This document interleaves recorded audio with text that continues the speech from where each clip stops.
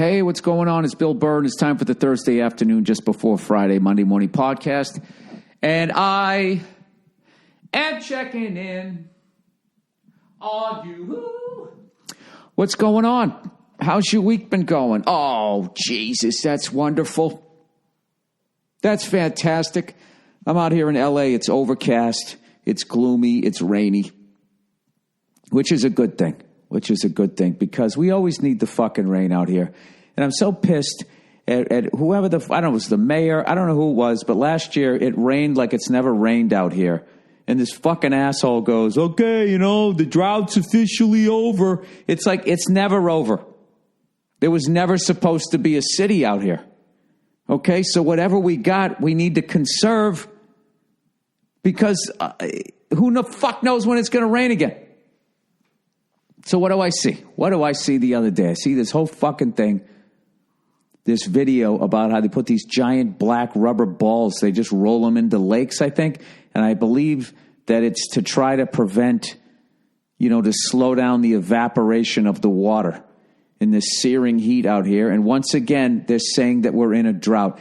And does anybody go back to the stupid ass fucking mayor or the governor or the lieutenant, something, whatever the fuck the person's position is that makes the ignorant statement that the drought is over? So every stupid cunt out here goes back to fucking taking an extra long shower? Of course not. Why would you do that? Why would you do that? It's not your job as a politician. Your job as a politician is not to tell people what's going on. It's to make people feel that everything is going to be okay. You make them feel like everything's going to be okay when everything isn't okay, and then you make people scared shitless when there's really nothing to be afraid of. And that is my cynical fucking view on a cloudy fucking LA morning. Oh, these people, they're coming to get you. Oh, there's plenty of water. Fucking take a nice long shower, you stupid cunt. Well, that's not that. We're getting towards the end of the week. Why would I come at you so in this way? I'm a little grumpy today. Didn't get a lot of sleep last night, and then I got to. I'm going out to Pittsburgh today. I got Pittsburgh and I got Cincinnati this weekend. Two fucking towns of people ain't afraid to work. At least their dads weren't. And their dad's dad, but these kids now are sitting around playing video games trying to fucking come up with an app. That ain't steel working, is it? I'm going out there. Some of my great friends that I've met in this business live in Pittsburgh. And so I'm going to be doing, tomorrow morning, I'm going to be on the morning show, Randy Bauman and Bill Crawford, WDVE. So tune in if you're in Pittsburgh. I always try to make sure that when I come back that I do their show because I remember back in the day when I would go there and I would play the fucking Pittsburgh Improv out at the Stacks. It's this mall out there, and they kept the Stacks from, when we used to fucking produce shit in this country. And from the old steel mills or whatever. And I used to go down there and I'd sell, about 30, 35 tickets. I mean, it was a fucking hard ticket to sell. I can't explain it. That goddamn mall, first of all, there was one way in and one way out on this skinny bridge, if I remember correctly, and it just took forever to get in and out of there.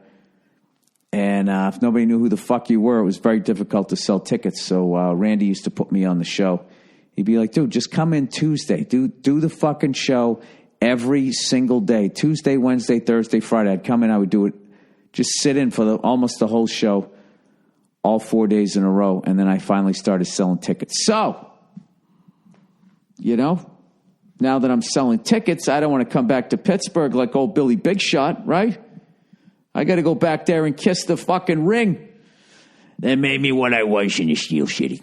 And of course, they're going to probably fucking give me shit. I'm already willing to believe that they're going to give me shit about the last Patriots-Steelers game.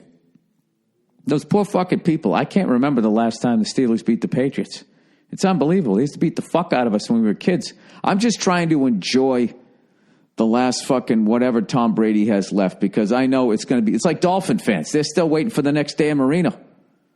They've been waiting since 99. An entire generation has grown up watching them lose to the Patriots. In my whole childhood, I watched us lose to the Dolphins.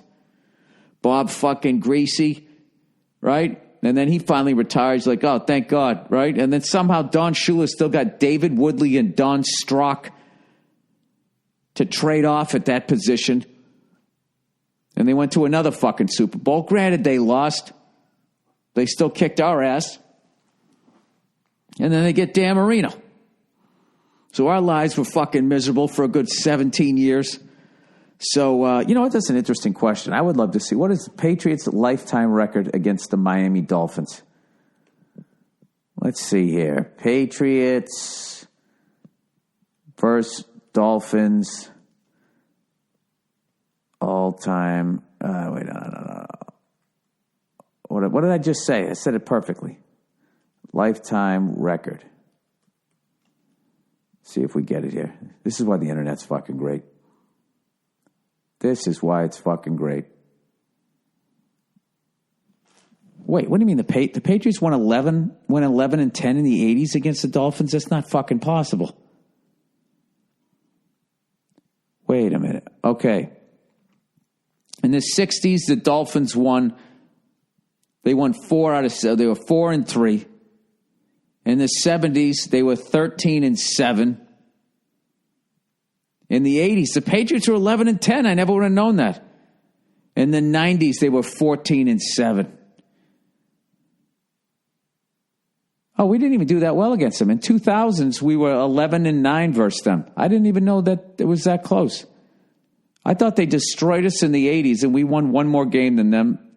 And I thought we killed them in the 2000s. We were 11-9. And then this decade, we were 12-4. All right, so who's winning here? Oh, Jesus. 12-11 is 23, everybody. I can't fucking do this. This is going to take forever. You know what? I just realized I don't care. Can you give me a total? Do I have to fucking think? I mean, this is the internet. The whole fucking reason to get on this is not to think. All right, let's see here. Dolphins won 17-10 after 2 decades. Then they were 27-21. Oh, then they crushed us. 27-21. Then they were 35-28. My brain's going to explode here. 35-28. Then they were 44-39. Then 48-51. I believe I just did the math correctly. They're 48-51. I'll tell you, for a real even matchup. Swap and pay for the last 4 fucking decades. See that right there? Whenever I gamble on football, I always stay away from division rivalries because it makes no fucking sense. But somehow, it's like the Jets. As much as the Jets suck, they still are the Bills or whatever. That you're still going to go like, I don't know. One of them's going to get you. You're going to have a letdown. Hey, play it twice a year. It's really hard to beat 2 times the same day with the same fucking season. All right, let's get down to what I really want to talk about. Dean Delray's 52nd birthday party / tribute to Bon Scott at the Avalon might have been the most fun I've ever fucking had since I got into this business.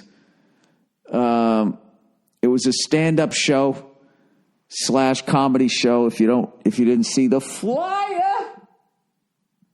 and the stand-up show was Joey Diaz, who should have been closing, and then Mark Maron, and then myself. They should have flipped the fucking order, but we came out. We did. Dean, of course, hosted the show.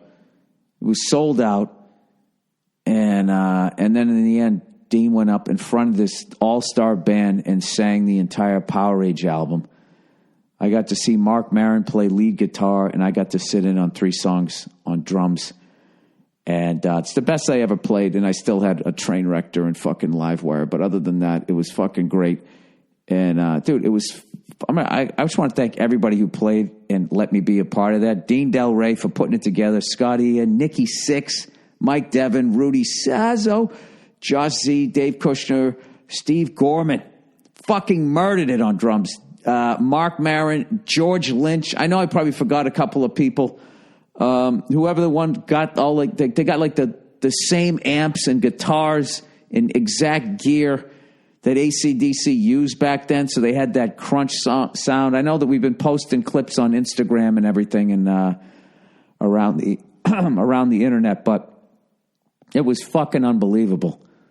Unbelievable night. And I already knew that I loved Steve Gorman as a drummer, but just watching him fucking murdering for an entire hour, it was incredible. I still cannot believe that happened.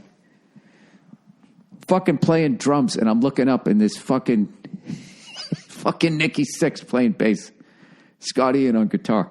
I don't think I'll ever get over that, people. That was another thing, and that the hardest thing about doing that is sitting there going, what the fuck am I doing here? But Jesus Christ, Dean Delray, I've never heard him sing better. Because now he got himself in like ridiculous shape. You know what's hilarious is if you can somehow find clips 2 years ago when we did it, and Dean sang the entire Highway to Hell album, and I believe the next day or 2 days later he went to the doctor trying to figure out why he was still tired, and his levels of something were off, and then that's when he went on this diet. His new diet that, that fucking guy gets locked into something and he's just into it. You know what I mean? I just quit drinking and then, eventually I come back to it. That dude quits. It's fucking over. It's past him. And, but if you look at the difference, he doesn't even look like the same person. Like a little over 2 years ago when we did the last one, he looked like he looked like he'd been on the police force with a desk job for like fucking 25 years. Did some undercover work. He got in a little too deep and then they pulled him out, and he got rid of whatever drug addiction he had and he put it into fucking donuts and eating colorful cereal. That's what this fucking guy looked like. And like you look at him now, he doesn't even look like the same person. In fact, he told me the other day he ran into somebody and started talking to him and they were acting all weird and he had to like reintroduce himself. Because they just thought he was some sort of weird fan. So he already killed it a few years ago, but and he was horrifically out of shape. And now this year he was in unbelievable shape, and he fucking murdered it. And I want to also give a shout out to this one dude in the crowd. The crowd was amazing, but this one fucking dude, he took me back to the 80s when I used to see shows at the Worcester Centrum. Worcester, the Providence Civic Center. This guy, he had the long hair, not styled at all. Okay? Not the way after a while they learned. Back in the day, when you just grew your hair to piss off your parents, you just didn't cut it. If you look at like fucking Robert Plant's hair in like before he got the do in the 80s, right? You just let it go out. This guy had, I guess it was more of a 70s haircut. He just parted it down the middle and let it fucking go. He had the black fingerless gloves, the jean jacket with the band patches on it and shit. And he was headbanging, vintage headbanging like it was like 84 before glam came in. And he wasn't just headbanging with the beat. He was whatever the guitars were doing. Like my neck hurt watching him. And I don't know if he noticed, but everybody that was on the show at some point noticed him and was pointing, like laughing, going like, this fucking guy. I remember guys like this. And I actually ran into him at the end of the show, and Themelis took a little bit of video. So hopefully it was just the coolest fucking crowd ever. Like somebody walked by the line. It's like, dude, it looks like heavy metal parking lot meets the Comedy Store. It was perfect. So, I don't know. I haven't heard if Dean's going to do it again, but I got a feeling it was so much fun. There's no fucking way he's not going to do it again. And you owe it to yourself. You got to come out here because people are going like, dude, you got to take this show on the road. It's just too many fucking amazing people that have their own careers, all those musicians. I don't know how the fuck you would get that on the road somewhere. Maybe you could do a one-off somewhere in New York City or something. I have no idea. But that's another great thing about living in L.A. is all these guys are out here in L.A. and everybody's always shitting on L.A. Going like, oh, fucking bunch of phony fucking blah, blah, blah. Yeah, and then that happens. that happens. And everyone was so generous. And I remember afterwards, like, I don't know, just everybody was just so fucking, everybody like was literally a fan of AC/DC, and it was just the greatest night ever.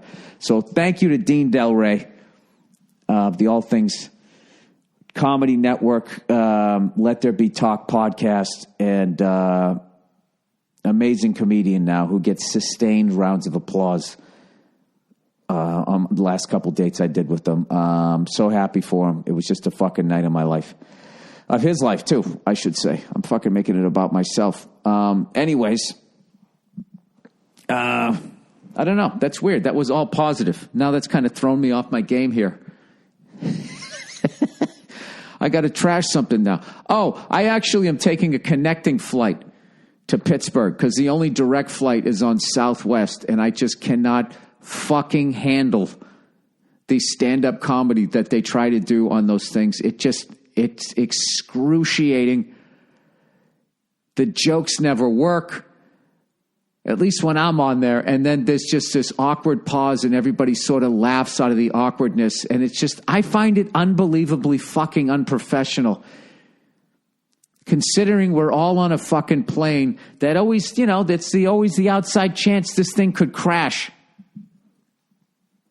As we're going down the tarmac and the guy's doing a Darth Vader voice, make sure your seatbelt is on, doing this shit, and everybody's fucking laughing. It's like, dude, what the fuck are you doing? Sorry. I don't know why it bothers me as much as it does, because I told you last time, I went on the internet and I tried to find people that agreed with me, and I couldn't find one post. I went through 4 pages of the internet when I searched, flight attendants doing their comedy routines, and all it was glowing reviews. So at some point, I guess I just have to admit that it's me. That is me. But, they have an incredible safety record over there. They really do. But I don't think it's because of I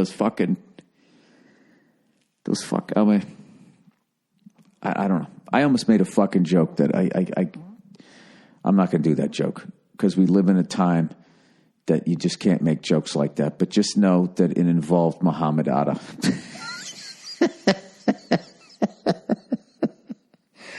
How about those Boston Bruins, everybody? They are tied. We just got smoked by the Tampa Bay Lightning 4-0. We are tied for points. We got 3 games left. We're playing the Panthers, the Senators, and then the Panthers again, to see who's going to have, I guess, home ice throughout the whole Eastern Conference fucking playoffs. Congratulations to them. This amazing season, this amazing rebuild. Since we let all of those guys go from our 2011 Stanley Cup team, the fact that they turned it around this quickly has been incredible. And the only thing that sucks right now is the Canadians suck. Because I would be like really excited, when we get this good, you want to go play a good Canadian team, Montreal Canadiens team, and have a great classic 7-game series. And, it's like if the Yankees suck and the Red Sox are good, or vice versa. It's not fun for the fans, unless you're just a douchebag and you like to see a one-sided event. But playoffs are coming up. Celtics, it's coming up. I haven't been able to watch any fucking games. The amount of times I've had 5 or 6 games, Bruins games or Celtics games, just, backlogged. And I can only watch the first period of one game like I did the Lightning game. And then I got to erase all of them because it takes up too much space. I just don't have the fucking time. Listen to me, yawning. Like the fucking parent I am right now. Proud to be a parent, but Jesus Christ, you're fucking... And I got all the packages, and I think I'm going to have to get rid of them. I don't even have fucking time to watch them. This is all good reasons why I don't have time to watch them, but, the Red Sox came out, I think we're like 5-1. Everybody's excited about our pitching staff. The Red Sox, who are now the evil empire, and the Yankees are this little team that has, $500 zillion fucking dollars. But the way the Yankees did it versus the way the Red Sox did it, we've literally become them. But it seems to be working for us, and it's working for the Yankees. So I have a bet this year with Paul Verzi, The pride of Trenton via Newark, New Jersey. Paul Verzi, $50 a game in the regular season, and I also have another $50 a game with my agent who books me on the road. So I figure if I put some money on it, I'll be able to, at least pay attention, because I don't want to miss all this shit. I don't become that dad that doesn't know any of the players' names, and starts talking about Omar Moreno and fucking Dave Foley, Tim Foley. Dave Foley's from Kids in the Hall. Tim Foley and all these old guys. Willie McGee, It's like listening to that guy who doesn't know, when I was a kid, still talking about Stan Musial. All right, let me read some of the fucking advertising here, and then I got to get the fuck out of here. I got to pack my bags, go out to Burbank, get on a fucking plane. Where am I going here? Who do we got here? All right, Dollar Shave Club, everybody. All right, get rid of all the junk that's lying around your bathroom and give it the cleaning it deserves, unless you live with a woman. Then just continue to enjoy your 1/8 of the fucking countertop in the bathroom. You probably don't really have any clutter, do you? Freshen it up you ever try to clean up your side, your little fucking third of the house, to try to guilt your wife into picking up some of her stretchy pants? It doesn't really work, does it? That was my goal. I'm just going to fuck it. I'm going to lead by example. You can't lead by example. You got to lead by example, and you have to accompany it with loud sighing. And then passive aggressive. What's the matter? Nothing. What do you mean nothing? What's the matter? Well, it's just, you kind of got your stretchy pants all over the... Oh, I'm sorry. I mean, I didn't do it on purpose. Fresh, where does that go? Where does it go? It goes nowhere. It goes nowhere. Okay? That's why God invented the garage.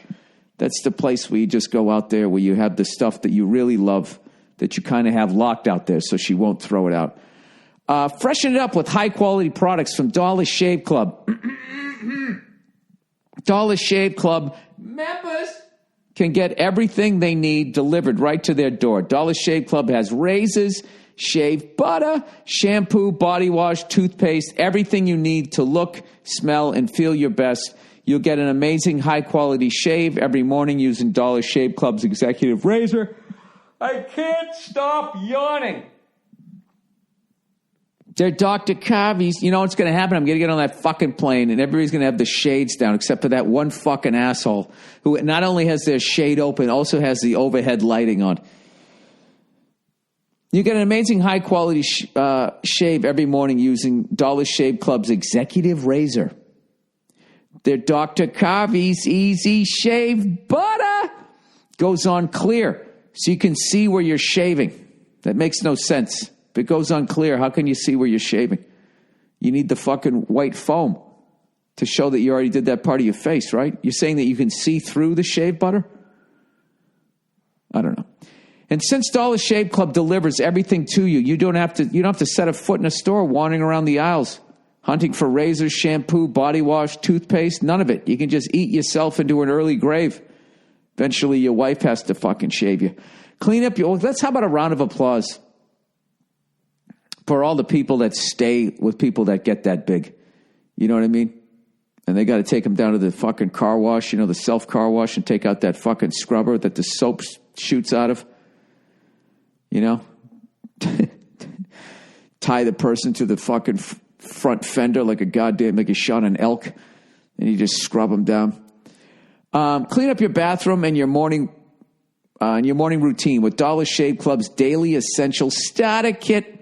For just $5 with free shipping, you'll get the 6-blade executive razor plus trial sizes of shave butter, body cleanser, and one wipe. Chari. Oh, Chari. Then keep the blades coming for a few bucks more a month. Speaking of your next month, for a limited time only, use the code BURR, B-U-R-R, at checkout to get $5 off your second month of the club. That's code BURR at dollarshaveclub.com to save $5 on your second month. Join the club today. All right, LegalZoom. It's a fact of life. Attorneys are expensive. You're likely to pay around $300 an hour. Fuck. That's just one reason why smart business owners turn to LegalZoom. Sure, over 2 million Americans have used LegalZoom to start their businesses with LLCs, incorporations, and more. I got to take out this fucking Invisalign. There we go. But even right after your business is set up, LegalZoom can help you out. Things like lease agreements, changing tax laws, and contract reviews. Can you fucking do a post-nuptial prenup with this? I don't know. Are all part of running your own business. Do you promise to love, hold, and cherish and pick up your fucking stretchy pants when he sighs loudly? I do. Well, maybe. I don't know. Why are you being mean to me? But these are precisely the kinds of legal hurdles that take time and effort away from growing your business. That's why LegalZoom created their business legal plan. With it, you get legal advice for your business from vetted independent attorneys. Vetted, that means they didn't take their dick out at work. That's what vetted means now, at least in Hollywood. Right? And tax professionals available in every state. You can also receive access to NDAs, lease agreements, and more. The best part is you won't get charged by the hour since LegalZoom isn't a law firm. Instead, you just pay one low upfront price. Call to action. LegalZoom, these yawns have nothing to do with you.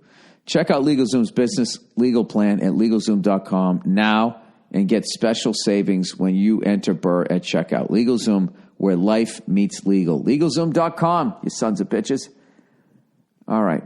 What else do I have to say? Do I have anything else to say? Actually, I don't. Let's talk about how I know how to pack now. All right? One pair of jeans, 2 shirts, underwear and socks, and that's it. You slam it in a fucking bag. You never have to sit there at the fucking turnstile. I don't give a fuck. If I was going on the road for a year, that's exactly what I would bring. Never coming home again. I don't give a fuck. And you wear black. That's why Johnny Cash wore black, so they couldn't tell he was wearing the same fucking shirt every day, right? That's how you got to do it. You got to wear dark colors. You know, you start walking around dressing all flashy, all of a sudden you got to be like Mariah Carey, bringing all this bedazzled shit out on the fucking road. I always think that's why she's always in such a mood. You know what I mean? She always seems to be talking, yet also thinking about something else at the same time. I think she's probably wondering, did I pack those bedazzled red bottom shoes that have my face in diamonds on them? Can we talk about divas for a minute? You know, is there a reason, why they're vetting all these men out here in Hollywood, yet they're leaving the divas alone? I mean, just think about how many phones they've thrown at fucking people that are probably working for free. You know, the amount of time they've slapped people in the face, just said horrible things. At what point are we going to hold the Diana Ross's fucking high heel shoes to the fire? That's what I want to know. That's your homework between now and Monday. Don't you hear when people say that? That's your homework. I took a yoga class the other day. It was fucking awesome. I went there with my wife, and I found this, they have fake mustaches. They actually now have like fake man buns. And I actually had a little fucking Velcro strip that I glued to my head, and I stuck it on the back of my head, my bald head. And I went there, and it was great. I've noticed that yoga teachers, for some reason, they can't just take you through the fucking class. They always have to, for whatever reason, they always have to tell you a fucking story about how they failed during their life, and then they remembered, oh, look who's here. Come busting through the door. Hey, buddy, you got your AC/DC high voltage rock and roll 1975 onesie on? Okay, I guess I got to put the mic down because somebody wants a hug. How you doing? Do you have any idea how much I'm going to miss you over the next couple of days? Huh? You know that's why I take the earliest flight back, so I can see you, sing you the Itsy Bitsy Spider? Huh? How about I can sing you some AC/DC this morning? Huh? Back in black. I hit the sack. I bet you know I'm glad to be back because I'm getting loose from the noose. You know, that was the song for Bon Scott. Back in black, like they were at a funeral. Come on. All right, I'm done with the podcast. What are you guys having for breakfast? Hi. Can you say hi? Nothing? There you go. Hi. All right, I'll be in there in a minute. Thanks for helping me get through the last 90 seconds of the podcast, cutie pie. Oh, yeah. I got all this rock stuff that I always put around. Whenever I dress her, you know, they got these things. I got these Motley Crue onesies. What is it called? Hey, what's the Motley Crue one? Instead of shout at the devil, shout at your mama. They're fucking adorable. What the hell is it called? They're all like these cute, like, toddler puns. And the level of clothes that kids can wear now, even as toddlers, like they didn't have any of that shit when I was a kid. We had, like, choo-choo trains, you know, some sort of cowboys and Indians that just completely ignored the genocide that happened. That's what the fuck we had. We didn't have all these cool rock onesies, you know. I'll tell you, these damn kids, they're spoiled today. I need to save this. I signed up for global entry. You know, the Illuminati, one step closer to building my fucking robot replacement when I answer all these fucking questions. But I just got to have it now that I'm bringing my family. And I'm fucking proud. That makes me feel to say that I actually have a family after just being this isolated psycho. It's the fucking greatest. It's the greatest thing ever. I love going to the mall. I like going to the park, pushing my kid on the swing.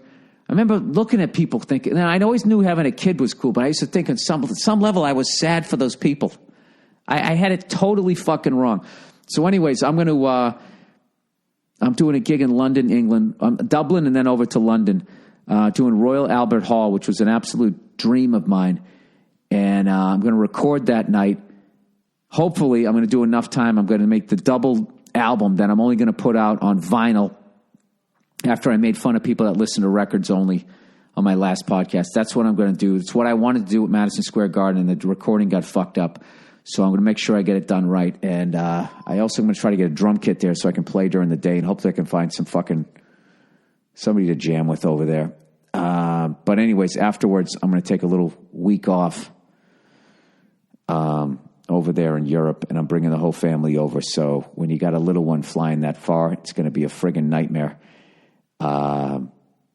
So at the very least, we can at least blow through the security by giving up a ridiculous amount of privacy by answering all these questions. I just had to do I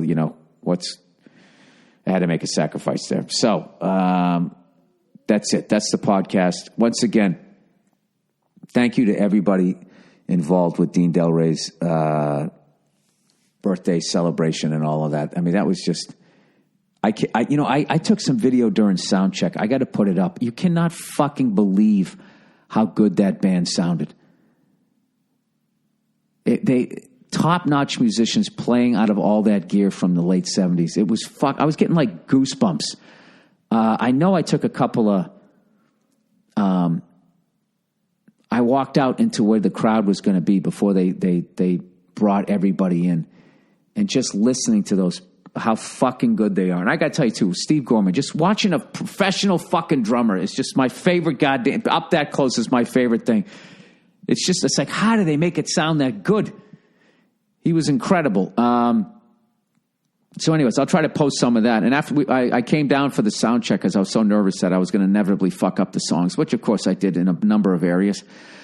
But I plowed through, but I wanted to make sure I had one more crack at it before the people came in. But after we were done with the sound check, it was me, Mike Devin, I think Josh Z, and we just started playing I started playing some Bonham beats, and then they just jumped right in, and Devin started singing. I put the Immigrant Song up there, and it was so much fucking fun. So I hope Dean continues to do that every other year or whatever the fuck he wants to do. And anytime he wants to do it, if he'll have me on, I would be honored to be there because that really was perfect. It was perfect. My dream of being a stand-up comedian, and then my dream hobby that I was never good enough to do professionally, playing drums. It was just fucking awesome. So 1,000 thanks to him. All right. With that, here's some music picked out by Andrew Themlis before we give you another half hour from a Thursday afternoon podcast from earlier this year or a year gone by. I don't know what. But that's it. Have a great weekend, you cunts. I'll talk to you on Monday.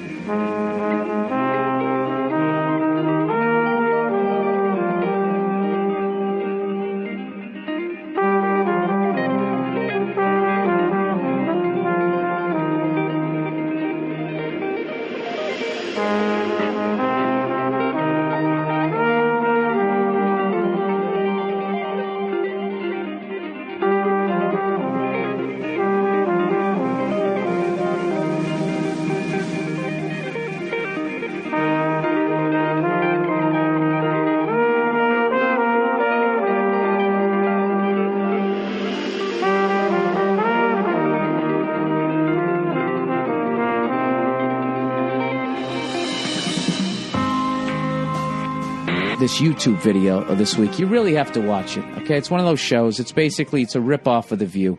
It's 4 broads sitting around, and they got, the same thing, They got the older one, they got the sexy one, they got the one who was fat and then got her fucking stomach tied up like a goddamn balloon knot. Now she's dropping weight faster than a junkie, right? I don't even know if that's true. I just looked around them, They got the racially mixed chick, and they all got on their fucking shoes, right? Their little outfits. Hang on a second. Somebody's knocking. I'll let you know what this is. All right, you guys aren't going to believe this shit. That was security. And they just said that they had a noise complaint. Anyways, you know what? Some rich cunts on the other side of the door with a fucking piece of one of those really fancy glasses that they think came from France, but actually came from a fucking pottery barn. If you can hear me, go fuck yourself. This is what you get for nuking the economy. Anyway, so these 4 fucking broads are on TV, right? And they're talking about that guy. They're doing that story, that story where that dude got his dick cut off. Men out there, brace yourselves, because we're about to go there because this woman, this woman allegedly did. According to the Orange County DA's office, Catherine Q. Becker is accused of cutting off her husband's penis with a knife, taking his penis and throwing it into the garbage disposal. So they're talking about that guy who got his dick cut off. His wife drugged him, tied him to a bed, cut his dick off, threw it in a garbage disposal, and turned it on. And it was basically because he wanted to get a divorce from her. Police say Becker attacked him because he filed for divorce. She mutilated him. She ended the guy's fucking life. Any sort of quality life is over. And these women are talking about it. And lo and behold, it's fucking hilarious to him. She is being held in California. They had all they could do to keep a straight face during the first minute of setting up the story, and then all the jokes come, and they're laughing their fucking asses off. I do think it's quite fabulous. I mean, can you just imagine that thing whizzing around the disposal? It's like hysterical. I would have just thrown it in the dog's bowl. Why does the dog have to suffer? Chewing on an old bone. Well, remember the Lorraine... It's the funniest fucking thing ever. And this right here, it's because of that type of shit that I don't feel that I am misogynistic. I just don't. I think that I am just like women. I trash women the way they trash guys. It's just nobody pays attention to the broads. They don't. Do you think if a guy mutilated a woman in any shape or form, that 4 guys on a pregame NFL show would be laughing about it? And we'll hear more of that talk a little bit later as well. Sharon Osbourne was the guest, and she goes, somebody asked, do you think the guy deserved it? And she goes, well, it depends on what he did. I think I would have just, depending on why she cut it off. I mean, it does depend on the reasons why. Does it? Yeah, oh, yeah. Oh, yeah. Yeah, standards. Practice it. What would be an acceptable reason? I'll think of one. You know, I mean, that thought is totally overlaps the thought of those morons in the Middle East who cut women's clits off. You know? It's fucking medieval thought, and it's just considered silly. I don't know what it is. I don't know. But it maintains what I've always fucking said, that women will do to you exactly what they don't want you to do to them if you let them. And I think why so many guys are miserable in marriages is they get married too fucking young before they really know how to stick up for themselves in a relationship. And that's why before you know it, you're married and all your shit is either in the basement or the garage and she's barely touching it. And you're wondering what the fuck happened to your life. You know? I don't know. The video is going to be up on the mmpodcast.com. You know something? This is actually, I like this, talking like this. This is very challenging to try and be funny with a late night DJ voice. All right, this next chunk of the podcast goes out to the ladies. Ladies, if you're out there and you're single, hang in there. There's a date rapist on the horizon.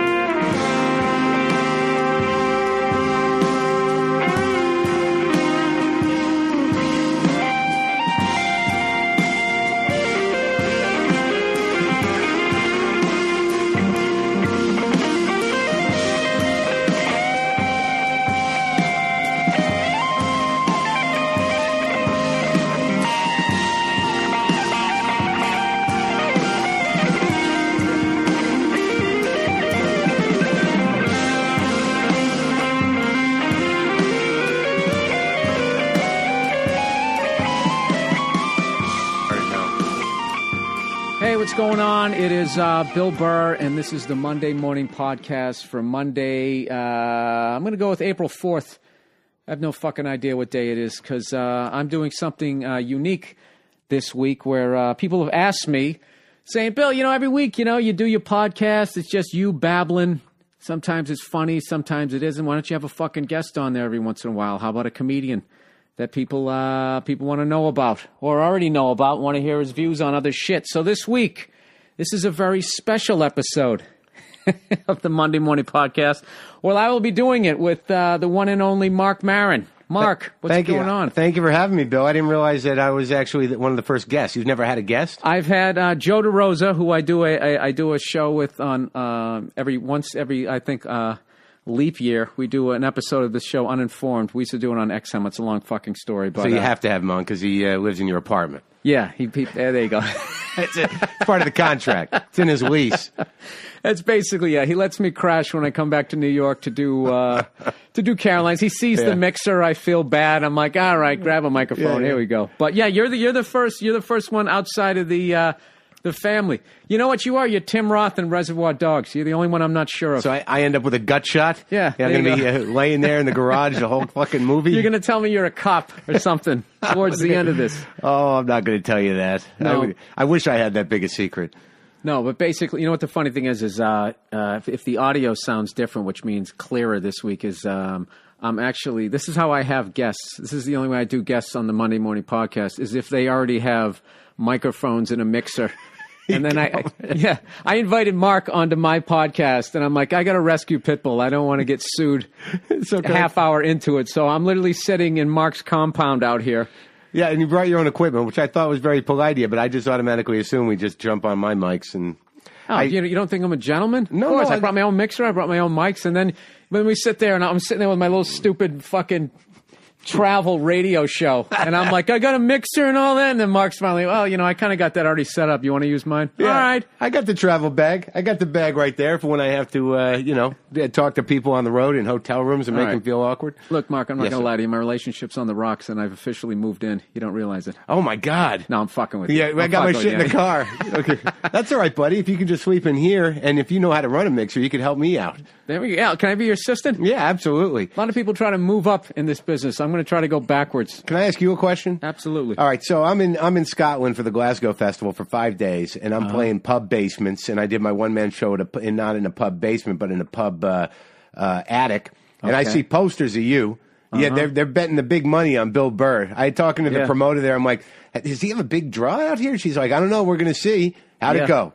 I drew like 200, and then they papered another 400 drunk Scots to get him in there at the King's Theater. But it went great, Hopefully, I'll come back again. I mean, how'd you feel? I loved it over there. I talked about it on my podcast. I had a great time because I had a resentment of the Scots and of the UK in general, only because the last time I went there, I had a bad experience, and I chose to blame them other than myself. What happened? Well, I was in Edinburgh for 30 days doing that Fringe Festival, and I was literally 3 months since my wife left me. I was miserable. I was broken, and I was on a double bill with Kirk Fox that we were brought out there, which is the best part of it because they paid for our lodging and everything else. Usually you have to pay for your own shit. And I couldn't give it away. I mean, we were drawing audiences of 9, and after 2 weeks of that, you're like, "Holy crap!" You want to kill yourself? Yeah, it's like open mic every night. It's like doing a show in Dedham. It's like it's like doing a show at a bar in Dedham. Well, you know what's funny, dude? That's why I never did Edinburgh. I always wanted to go over there, but it's a fucking month. Same thing with Australia. There's some sort of Australia comedy festival, and it's like, well, can I go there for 10 days? They're like, no, you got to be over here for 30 days, and it's like. Well, the way they what work, am I supposed to do with my fucking life back here? Yeah, you put it on hold. You get somebody to watch your dog, and you hope your girlfriend doesn't run away. Yeah, that's that Tiger Woods shit I was talking about last week when I went off on his wife. These fucking women who they get like I don't get it. Where they marry these rich fucking guys. Yeah. They don't have a job. Right. And then they have kids, and they still get help. They get like a fucking nanny. There's somebody clipping the hedges. They don't do. There's somebody clipping the kid. Everything. Yeah, everything. Yeah. So I said, it's jokingly just fucking around. I was saying the reason why I messed around on her is because she's lazy. Oh yeah. And that's very. I don't know about you. That's a very unattractive quality. Well, look, messy. If you want lazy. yeah. The same shit they don't like. Well, who knows? I mean, if you want to talk about entitlement, I just found, because I've had to process this over and over again in terms of what the whole spousal support thing. I mean, my wife didn't have, she wrote a book, she didn't have a job or whatever. And then after it's done, you think you're equals. But then they're like, I want support. I want this. And they can exploit that. That's the saddest thing about fucking divorce is that it's set up so the woman can break you no matter what. Yeah. And the reason that was put into place might have been in earnest. I mean, if you think about people, when they first put spousal support, I'm talking without kids, not alimony, spousal support. Right. So granted, if you're married to a woman for 20 years and she's been doing nothing but making you feel better for your miserable life, and then all of a sudden it's done because you went and fucked somebody, you did whatever, and she's got to enter the world again with nothing, I understand. Well, she owes you owe her a little payment to get herself started. But if you're married fucking 10 minutes, and the chick is perfectly capable of doing whatever the fuck she needs to do to make a living, and then she still busts you and takes half your shit. That's that shit where it's like when there's something good on the table, they're just as good as you, and they're equals, and they want their 50%. But when it's something bad, I'm just a girl, I'm a kid, I'm a fucking kid, and they get it coming and going because guys want to fuck them.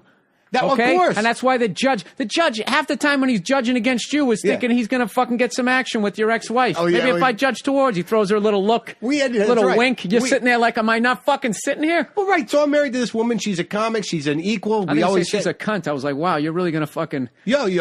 I mean, I'm not going to do that. Look, I will I will own my shit there. I had an anger problem. It took me a long time to learn that, but I did learn that if you're an angry guy, that means you're probably with somebody married to or living with or involved in a relationship with someone who's a pain sponge that will absorb your bile and bullshit until they can't take anymore, and then they'll want to be wrung out by somebody else. But, as an angry guy, I knew that what I learned is that, when you're angry, you compensate for it in other ways. Like I used to make her breakfast, espresso, waffles, pancakes, knowing that she softly wept in the corner. That's right.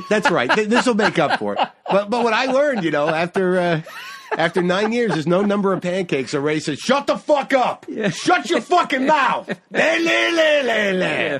Well, listen. Before we get too deep, why don't we back up here for a second? Scotland? No, just because I've known you so long. Yeah. You know, some of my listeners here cross-pollinate here, just so they know, how long you've been doing stand-up or where you started out.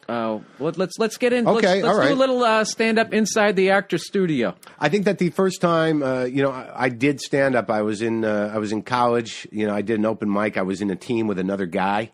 I met in college. Guy Steve Brill went on to do big things. You went on stage with another. You did originally I put my first stand up together. I always wanted to do it, but I met this guy in college who we auditioned for something. Catch a Rising Star at that time. It must have been 82, 83. And that's the one in Cambridge and Boston. No, this was the original one. That one didn't exist then. It was the original Catch a Rising Star that was still up on the Upper East Side in New York City. The original near Catch. the Green Kitchen, right? Right. Okay. So they had posted all these signs around my college.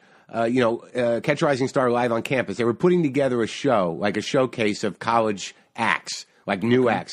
So we put together this team bit, and we auditioned for them, in a room, and they liked it. And then we auditioned for them. What was the name of it? Marin and something? Or? I don't remember if we had a name. I think it was just Marin and Brill. And it was a series of sketches. It wasn't even real team. It wasn't like team comedy. It wasn't like a straight guy and a goofy guy. We actually had several different sketches that we did. I kind of remember them. The one sketch was, where the word nigger came from. Oh, Jesus! You came right out with both barrels. Well, no, it was like, and I hate to say that word, even in the context of casual conversation, even though because I got in trouble for that once. When what? Well, I was trying to have a conversation about that word with a couple of black comics, and I said the word as I just did now, and a woman in my audience said, "Just the fact that you said it, I'm done with you." See, that's retarded. I That's think another so. word you're not supposed to fucking say. It's just how, you can't even, that's when you people who do stuff like that, it's like they're not even listening to you. They just have lists of words. Like, these words are good. Well, these words are bad. There's no, right, but I can't negate the feeling that she had. I mean, if that word, no matter what context it is, makes her horrendously upset, then there's nothing I can do about that. Whether it's right or wrong, I can't account for her feelings. So we did that sketch, which was these two guys, they were like, white guys who were working, and they were trying to name to figure out a nickname for the people, and it was like diggers, and it was stupid. Right. And then we did another one.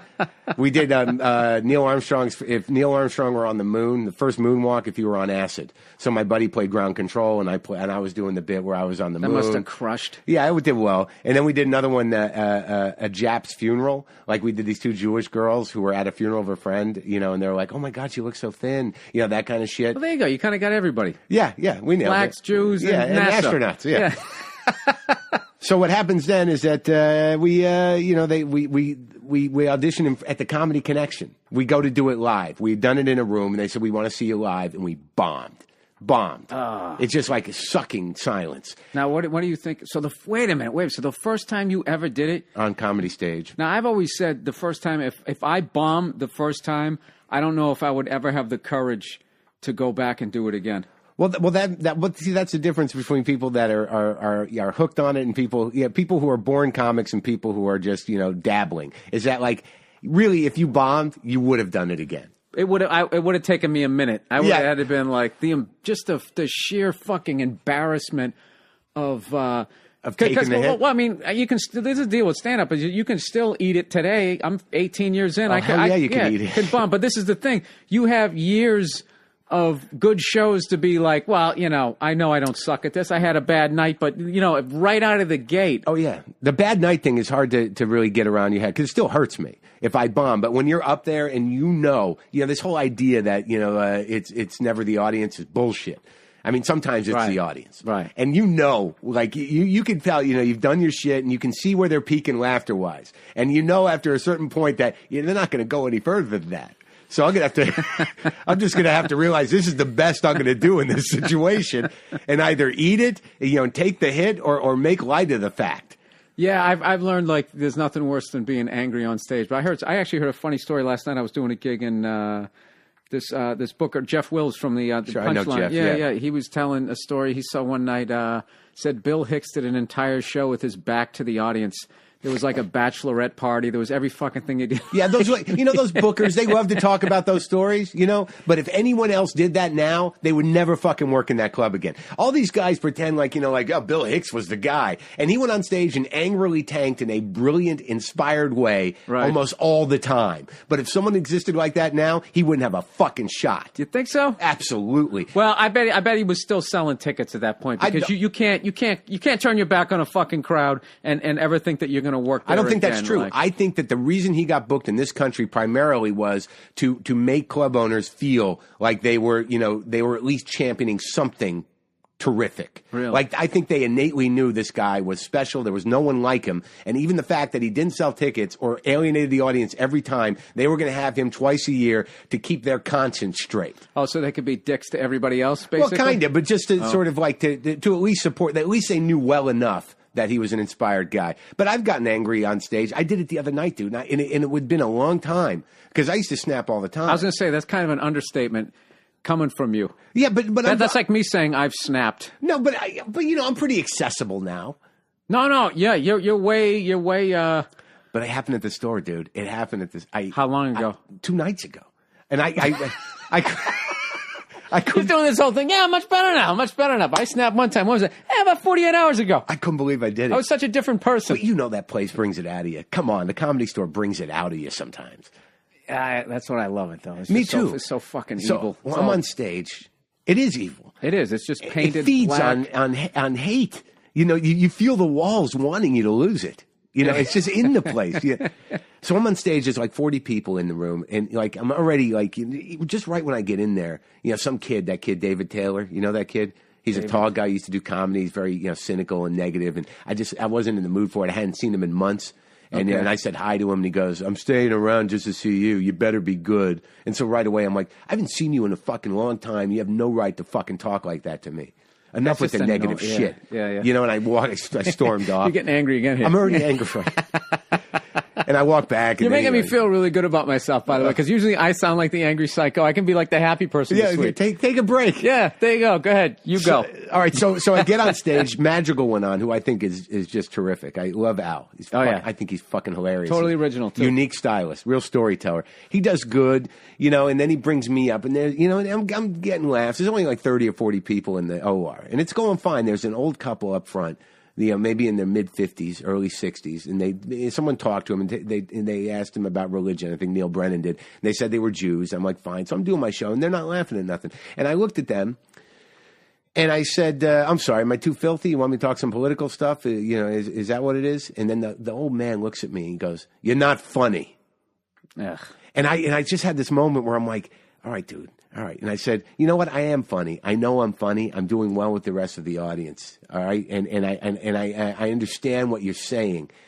And then, like, for some reason, I just looked at him. I said, but the fact that that's what you had to pull out of your guts to say to me in this situation makes me fucking hate you. And then there's no real punchline there, Mark. Right, so now you lose the rest of the crowd. Well, that's right. There's this quiet in the room, and I'm like, what? That wasn't funny? What did I say? Did it not come out funny? Now you turn on the rest of them. Okay. Right. Then I turn on the rest of them. And then he goes, you asked. And I said, well, you could have qualified it. Like, how about you're not funny to me? All of a sudden, you're the god of this fucking room. You're the almighty. You're the one that has the last word. Fuck that. Right, and so then, now, were you in a bad mood before you got there? Because you really, a little. Because I got to say, the read of this guy saying you're not funny sounds to me like you said some shit that he didn't want to hear. It was more of a subject thing, not that. It was a general thing. So then, in the rest of the act, I'm doing my act, and everyone's laughing. Every time everyone else laughed, I looked at him and I went, huh? And then, at the end of my set, I'm bringing up Ren Azizi, and he stands up with his wife, and they walk out. And while I'm still on stage, bringing up Steve, and I go, very powerful statement, very powerful. I'll see you later, Dad.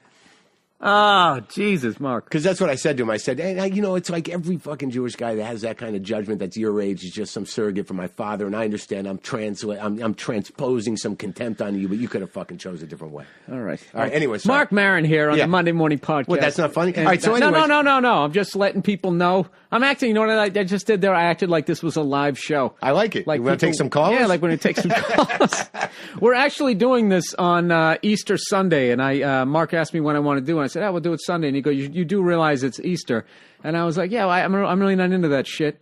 But I actually went to church this morning with my girlfriend and her mom, because her mom goes. So I went with her, and dude, you should have heard the homily. Yeah? The guy was up there. The homily is basically after they tell one of those. You're Jewish, right? Yeah. Yeah. So after they tell like the little Jesus ditty, right? Yeah, they have like an opener. Yeah. It tells a couple of little ones. Then the priest brings it home. You know, Yeah. it's all dressed up. The headliner comes in. Is it Catholic? Yeah, Catholic. No yeah. kidding. Oh yeah. Raping time? kids, the whole Yeah. thing. Oh, yeah. Deaf Well, how kids the hell looking confused outside. How the hell is that? How does anyone adhere to that religion after this? You can't. You can't. I even was talking to some older people. They were saying the same thing. Like when the collection thing went around, I wanted to give money for the fucking car wash or whatever, but I'm thinking like, yeah, but isn't this going to go towards a defense attorney for somebody who diddled a fucking deaf kid? I'm not giving you any more money. Sort that out first. That's right. I mean, and now it's like it's not an American thing. It's also in Europe, and the numbers, and this has been going on for generations. It's almost like it was a contest with these guys. It's like if you do one, doesn't count if you do the same kid twice. Yeah. I'm winning. You want to be a cardinal. You got to diddle at least fucking 3. I have a theory about it. I think I know why. There are so many gay or pedophile priests, because I think that these communities going back hundreds of years, certainly in this country, and I imagine in other countries, that when a mother or a community saw that one of their male kids was going the way of the cock, they started to pick up that they were feminine. I mean, communities aren't. Yeah, but that's stupid. A gay thing. No. Wait, okay. let me go this way. All right. I know what you. No. What I'm saying is that when they saw that happening, they muscled these kids into the priesthood. They said that as opposed to live a life of sin as a homosexual, probably go that way. Let's push them towards the priesthood. Now, and I'm not saying so. This will offset the dick sucking. That's right. And I think what happens is that they couldn't do that in the priesthood. So I think a lot of them, I'm not saying that they're homosexuals. I know that they're pedophiles, but I think that the guilt compounded with the idea that they may have been homosexual, and then that actually made them more evil, because then they would prey upon these kids that couldn't say anything, that they could terrify and completely control with this horrendous urge they have. I got to be honest with you. I have no idea, because it fascinates me, because I think because a lot of people out there, they confuse being gay with being a pedophile, because it is a guy and a boy. You know what I mean? So no, it's completely different. Yeah, because it's like, all right, you could stick me in that place and say that I can't hook up with anybody, and I'm still not going to fuck a little girl. You know what I mean? No, I know, they're pedophiles. But I think that that's absolutely true. But I'm saying that I bet you a lot of them were probably on the train, if they weren't abused by priests themselves. On the train. Well, that's the thing about those guys, is what they've 16,000. It's like, not only you ruin someone's life the second you do that. Their childhood is fucking over. You ruin them. You blow a hole in their soul. It's over. And then this is the thing. And then they go on to have kids. And even if they don't do anything to them, it's just it detach them. Generations, and you're talking 16,000 people, like that old Prel commercial. They have 5 kids. They're all affected by that. Oh, absolutely. And you know what? They're all troubled and lost, so they're more candidates for the church. Yeah, they become comedians. That's right. They're actually creating new lost people in hopes that they will come back to the Catholic Church. Yeah. So I think this priest, because it was mandated of all of that shit, was kind of open this week. This priest, I guess, this guy's kind of like, he's like the instead of the comic, this guy's like the priest. Like, he tells playing to the back of the room. Yeah. To the deacons in the back. Like, this guy's great. No, but he's actually admitted that he actually thought about leaving the priesthood for a while. He's actually said because that of it. He didn't say why. Uh-huh. But today during his homily, when he's surmising the Jesus story, he said something. He goes, a lot of people look at this religion, look at our religion like we do. We say the wafer is the body of Christ and the wine is his blood, and they think that's nonsense. A lot of people think that because we think that Jesus dwells in all of us, that's nonsense. And he kept talking about major cornerstones of the religion, and people thinking it was nonsense. And I was sitting there going, oh my God, this is like the fucking Domino's pizza moment where they finally admit that their pizza sucks. Remember that? Yeah, hold on, dude. What happened? I fucked up. We're not recording? No, we are recording, but I think. See, this is why we should have used my fucking mixer. Wait to me one. Okay, we're okay. Yeah, there was a little jump there. I apologize. I think we're okay. I thought I had the metric. You completely freaked on me. We just actually, literally, for the first time in the 2.5 years of the Monday Morning Podcast, it stopped. It never stops. Well, it's a live goddamn show. Yeah, but I just wanted to make sure there wasn't a. Oh, he thought the metronome was on. That would be bad. My bad. All right, So he was basically Body of Christ. Yeah, and he's sitting there. He's having like the Domino's pizza moment. You know, where they admit that their pizza sucked after all these years. Yeah. And then they still try to put out a fucking large pizza for $5. Yeah. What do you think it's going to taste like, you idiots? But he somehow spun it around where it was the close. You know what he's doing? He's actually telling the truth the way he can tell the truth without having it be a national scandal. Just going, I can't explain the way he did it. The guy, he's fucking good. I got to admit it. David Attell was a priest. Yeah, this guy, he got you? Yeah. I was like, this guy is good. Look, and I got into it this week with, like, I used to do this section on the podcast called Oh Jesus. And I would talk about a religion. And, you know, for the most part, you know, I was saying that they I don't know, I can't even get into it. But every once in a while, people listen to the old podcast where I was kind of trashing organized religion. And they come at me and they drive me fucking nuts because they just make grand statements. Like you're like I said, you know, I went to church for the first time in 15 years, like 2 months ago, right? And when I went, it was like I didn't like what they were saying, but there was a feeling I had. I like the sense of community. And then what they do is they go, "Yeah, that feeling you were feeling, that was Jesus." They always got it. They own that fucking feeling. So then I'm sitting there going, like, talking about their fucking stories that don't even make sense. Adam and Eve. Forget about how, you know, their kids would then have to fuck and then we'd be all descendants of retarded children, right? They don't even address the dinosaurs. I'm like, what about the dinosaurs and all that? Never address that. They always they never, in the emails back and forth, they will never address the fucking point you make. They just spin it all off into others. It's okay. Jesus is waiting for you and all this type of shit. And it drives me fucking nuts. Like, and then I show them where science, like, this is what I can't stand. They'll attack scientists and say what they're saying is wrong until they can't fucking deny it anymore. Like the fact that the sun doesn't go around the earth. And after they've tortured and killed fucking people, then what they do is then they embrace it and then they act like it's theirs. And then they're like, well, who made the scientist? Jesus made the scientist. Sure. And it's like... It's just a spin thing. And they just hold on to their beliefs until it becomes irrefutable. And then it's sort of like those people like, well, what I always thought was fascinating is that these cults, you remember years ago there was more of them, where you'd have this cult where the leader would say, the world is going to end on this date. Right. Tomorrow's the day. Yeah. And they get these followers frothing mad and like ready, prepared. They're underground. They're in bunkers. They're going to go. They're all strapped in. And then the day comes and it passes. And it doesn't happen. I would love to be at that sermon. Yeah. Because then it's sort of like, well, you know, it doesn't mean it's not going to happen. And now that we've got all this underground infrastructure. He's testing us. That's right. He's testing us. Let's start a mushroom farm. Let's use this. Yeah, now that we're in the basement, I just don't understand how they rebut that. I'll tell you why. Because you got people who are so fucking stupid. They're stupid. That's true. You got to. But you're seeing that now even outside of religion, even in politics, that because there's so much information out there, people, here's what really fascinates me, is they will believe what they believe, and you can't shake their beliefs even with facts because there's so much information because of the internet, they can just go, well, that's your version. That's the spin. The truth. Yeah. The facts are the spin. And that you can believe that, but you're wrong. No, dude, it drives me nuts. And then they'll just, like, at one point, I'm going, like, you guys have persecuted science. Like, basically, my theory is that science is religion for intelligent people, forward-thinking people, and religion is science for morons. Because whatever they can't explain, they just invent fucking bushes talking to people and albatrosses or whatever the fuck they have. Conspiracy theories the same way. And this is what they ended up saying. She ends up writing back, well, actually, science has proven the Bible correct over and over again. So I'm like, okay, where's the follow-up statement to support that? Nothing. Yeah. There's nothing. Yeah. There's nothing. There's no follow-up statement whatsoever. All they do is they like, I can actually sit here and prove to you that the fucking earth goes around the sun because of scientists. I'm too fucking stupid to prove it, but it actually, on paper, makes sense. None of their shit can be proven on paper.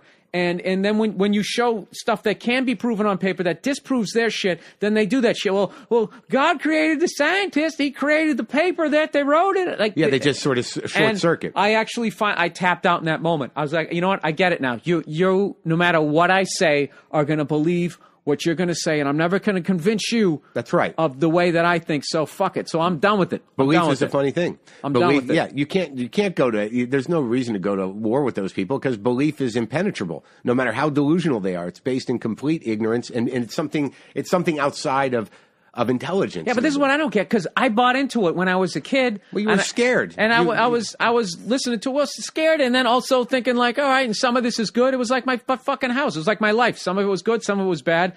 But then it just got to a point where it's like, this shit doesn't make sense, and it's so loud in your head, you can't ignore it.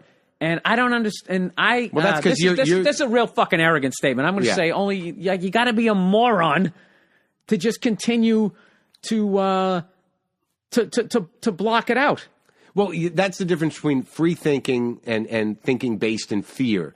You know, because like the way it works in my mind is, look, the world is a scary place. Everything is serendipitous. Who the hell knows when you're going to get hit by a truck? Who knows when the earth is going to fall into the sea or start shaking? No one knows anything. There's very few things we have control over in our life. There just is. I mean, hell, this garage could slide down the hill at any second. Who the hell knows? Very few things out of are in our control. Almost nothing. Right. Now, depending on how frightening that is, even if you understand everything in proportionately, like, the possibility of this happening versus that happening, even if you're scientific about how much fate has to do with our everyday life, that is not completely comforting. So depending on how overwhelmed you are. Right. Oh, yeah. So I believe on some level the need to believe or feel like you're part of something bigger than you to sort of justify your existence or make you feel comfortable in the world is probably almost genetic. I just feel that the way communities function or whatever. But, you can make it your community. You can make it your television. You can make it sports. Whatever the hell it is, there's part of our brain that wants to be part of a bigger thing in order to feel that we're significant. Dude, I think you just go in the ground, and I'm comfortable with that. But that's a whole different thing. That's a whole different thing. I'm not going to exist. I'm going to be... Right, but I'm just talking about the need to believe. Now, what you're going to be able to grow unbelievable potatoes. But that's fine. With that's my practical. Irish DNA in the soil. But I think that people whose lives are so fucking miserable that they can't even fathom it. As opposed to us happy-go-lucky sons of bitches. Well, we got a lot to be grateful for. We do. Doesn't mean we appreciate it. That's true. That's true. But I think there's some people that can't handle it. And the idea of heaven to them, which is, I agree with you, is ridiculous and frankly boring. I mean, the idea that we live forever, I can barely get through this one. Right. And the idea that like it's going to be better because the fucking boredom. Oh my God. And it doesn't even make sense. Like if it's absolute fucking euphoria forever, it would get boring. Oh my God. It would get boring, and that's like... At some point, you'd be like, can I get a day pass to hell? I want to fucking have a good time. The hell would be like Vegas in heaven. Tijuana. Where are you going? I'm going to hell for 3 weeks. I got some time off from this tedious fucking happy bullshit. Yeah, I want to be able to feel happiness again. Light me on fire for fucking 3 weeks so I can appreciate this. You got to go. Have you been to the Fifth Ring? Yeah. Awesome. Oh, dude, it's great. Yeah. We went there. The wife and I went. Yeah. It was tremendous. They had great performers. All the comics went to hell, so they're all there. You got to go to the Fifth Ring. It's tremendous. Only great shows. Great show. Only the hacks. Not even the hacks. You can see Houdini there. It's amazing. Dude, speaking of that shit, I did a theater. What was it? The San Jose Improv recently, and he allegedly performed there, and all these guys. It was fun. It was a classic old theater. Yeah. That had gone through that 100-year of history of like the most beautiful thing ever, and people flocked in an opulent place, and then it slowly deteriorated to like a porno movie, and people jerking off, and then somebody like Jackie Onassis put some money together, and they fucking revive it. It's got a colorful history of corruption and filth. Oh yeah, great, absolutely. Just like show business should. Yeah. So I did the Gibson Amphitheater last night for the Kevin and Bean show, radio show out of this cancer benefit. I remember when Bean was in, what was the name of the comedy team? Stephen Bean and Chris Zito and Bean from Boston. Is that right? Yeah. Fuck. You didn't know I didn't know that. Yeah. Chris Bean or Steve Chris Zito, Bean. I always heard about. I heard that those guys used to kill. That's it. That's them. Okay. Jew up a Jew up a Jew up a Jew up a Jew up a Jew. They used to open with "I'm a Jew." Da da da da da da. He's a wop. Yeah. That was Zito and Bean. Yeah, that was the fucking 80s, man. That was before. When did you start? Well, getting back to me, after I did the team thing, I was more thinking how Jew Wapadoo would actually get a laugh. Well, no. Am I ignorant to think that shit? We were talking about that the other night. We were looking at a particular comedian going, you know what, if it was the fucking 80s, this guy would be famous by now. Because it just seemed everybody back then. It's completely subjective. If you had any sort of a character, the glasses you're wearing, if you always wore those on stage, if you did three evening at the Improv, the guy with the glasses. Yeah, but you can't even get a pair of glasses that doesn't look like this now. Believe me, I didn't want to surrender to the horn rims, but you really have to struggle and fight to find something different right now. The Buddy Hollies? They're everywhere. I mean, some version of them. I used to wear round glasses, remember? And I can't find them. You know what's anymore. funny about you? Yeah, you got that whole rock star look. So when you wore the round ones, you had the John Lennon look, and now you're looking a little Buddy Holly and the Crickets. That's all right. I'd rather be Peggy Sue than no, that's not true. They're both good. I'm not going to take anything away from John Lennon. But speaking of the 80s, just quickly, because I feel like I left it hanging, is that after I did the team thing, he graduated and went on to direct Adam Sandler movies. I wrote Steve Brill did.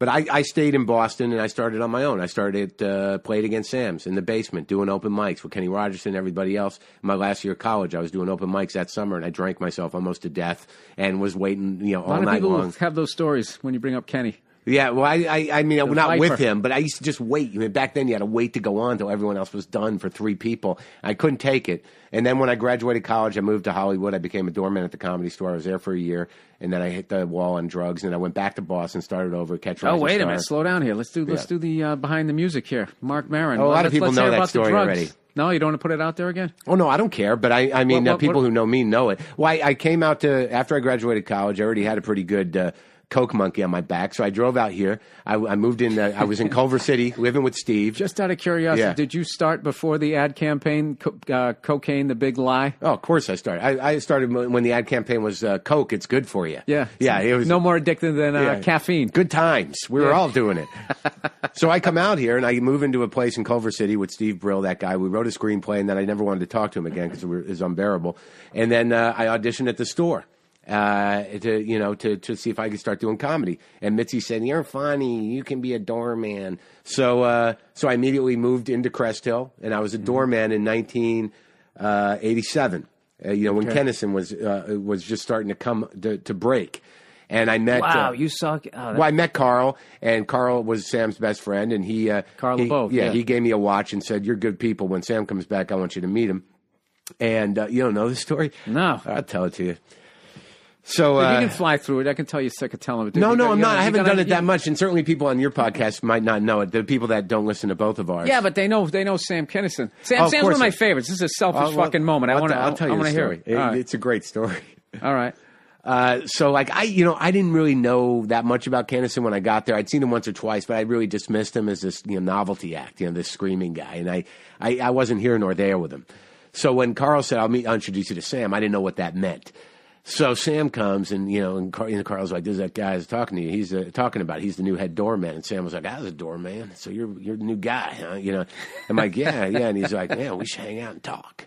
And I'm like, "All right." So I'm living in Crest Hill, so he knows that place too, right? So the first night I ever hang out with Sam Kennison, he comes up to Crest Hill, which is that house Mitzi used to own, and I'm staying there. And Dice used to live there. A lot of people. So that's that classic house. Just to tell my listeners know, when comics like you would move out to L.A., If Mitzi tapped you on the shoulder and knighted you, you then moved into this house, right, where you had to pay rent and also drive the fucking Jeep and take get her chicken. Oh yeah, salad. Totally. But like the amount of comedians who live there. Oh yeah, Dice lived there. The Todd lived there. Tamayo, this was the tricky thing. Tamayo Otsuki, who used to date Sam, was a Japanese comic. I don't know what happened to her, but she lived upstairs. I lived in Dice's old room. Todd wasn't moved in yet. I'm trying to think of who. Todd Lemish. He later went on to have. He used to call himself the Todd, and he eventually had some sort of aneurysm and showed up at the club saying, years after Sam died, saying Sam's coming, and he was sent to Florida. But Schubert lived there for a while. See, that place is evil. Yeah. Oh, definitely, definitely. So what happens is I'm living up there, and Sam says, let's go up to the house. And this is the way it worked back then. Is Monday night in the late '80s was no cover night. And all the rooms were free. So all the freaks from Hollywood and everywhere came to the store on Monday night, and that was Sam's night. He would show up at about 11:30, 12 o'clock on a Monday, take over the stage in the main room, which was just filled with rock and roll drug freaks and just Sam's people. This is like hair metal days, right? All different kinds. Yeah, hair metal. Towards the end of hair metal. Yeah. So like the people that would come to the club it was pretty spectacular. And I was a doorman. And at that time, the people you'd see on stage were people like Dice, Damon Wayans, Kennison. Pryor was still coming by occasionally. Jesus Christ. So I just entered this world, right? So Sam says, let's hang out. So we go up to the house. It's just me and Sam. We're doing coke. He pulls out all this coke. And we're just sitting there. And he's like, so you're the new guy, doing this. And he's looking right in my face. He's like, look me in the eyes, Marin. I like a man who can look me in the eyes. And I'm like, holy shit. All right, I'm looking. Right, so we're sitting there doing coke, and I thought I was Mr. Rock and Roll. I can handle coke, so I'm doing coke with Sam, and he's laying out the world, as Sam, he's doing the thing, like, I'll tell you how it works here, Marin, And then, like, out of nowhere, he goes, hey, Marin, you ever burn money? And I'm like, no. And he's like, let's burn some money. So Sam pulls out these $100 bills, and we start burning money. It's Sam's. I'm figuring, fuck it, yeah, okay. Let's burn some money. So we're sitting there burning money, and we're getting fucked up. And it's about 3:34 in the morning, and we're out of coke. And Sam's wasted, and I'm kind of wasted. He's like, "We need more coke." You out of money too? No, he shouldn't have done that to me because I called that back later, and he wasn't that happy about it. I mean, I made him do it like the way this. I'll tell you what happens. This is the first night, so he's like, "We're out of coke. Let's go get some more coke." And I'm like, "All right, I don't know where we're going." So we get in my car. I'm driving like pretty much one of the biggest stars in comedy through the Hollywood hills at like 3:30 in the fucking morning. He's half passed out in my car, and I'm driving like, "Where are we going? Where are we going?" He wakes up and he goes, "I don't even know you. You could kill me." And I'm like, "Where are we going, dude?" So we end up at this guy's house. Now, at this point, has he stopped being Sam Kinison and has become some annoying guy that you're partying with? No, he was really good at staying in Sam. He's still Sam, okay. Even when he was like sloppy, right. When it got pathetic, he still held on to that thing. And it was always sort of menacing. Have you ever burned money? Dude, I started too fucking late in this business. So the fun was gone. So we get to this guy's house. This guy, who as time went on, I grew to know was a hairdresser by day, but was Sam's coke dealer at the time. And that was down on Crescent Heights. It wasn't that far from the store. So we knock on this door. This guy shows up at the door in his bathrobe, clearly woke him up from sleeping. I got Sam there. He's like, "We need some coke." And we barrel into this guy's house, and we're in this guy's bedroom, and Sam just sits on the floor, crashes on the floor. He goes, "You got any booze?" And this guy was like, "I just got these miniatures I got on the plane."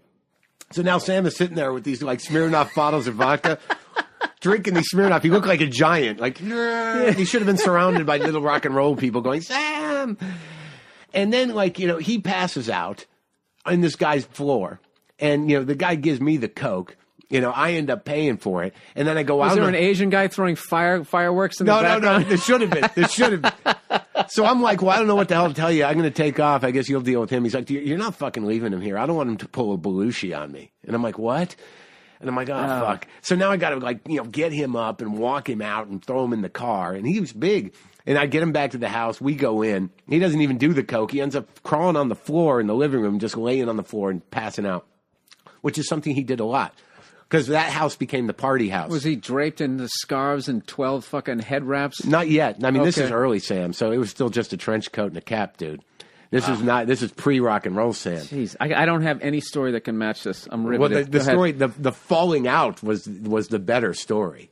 I mean, because that year. Well, how does that night end? He just passes out. He passes out, and then he wakes up, and then we build this bond. I get sucked into the Kennison entourage, and I'm now doing my graduate work and cutting coke for Sam Kennison, and it was my job at that point to organize the party. Like Sam would do this every Monday night. It became very taxing. Because I knew he was coming, and what would happen is he'd show up, and the fucking party would start. And he'd show up at the store, he'd give me a couple $100, and I'd go buy all the booze and cigarettes and mixers that everyone needed to bring up to the house. So I would get into this pattern. After a while, I knew how long the party could go on for. It could go on for 2 or 3 days. I've known you 15 years. I had no idea you did this stuff. Yeah, so I used to get this shit. So I'd go buy all this booze, but I know what would happen is that he'd show up with 20 people, and then come day 2 or 3, it'd just be me and Sam and some freaks. It'd end up 8 people. So I would hide liquor all around the house. Now, are you up for the 3 days? Is it that hardcore? Yeah.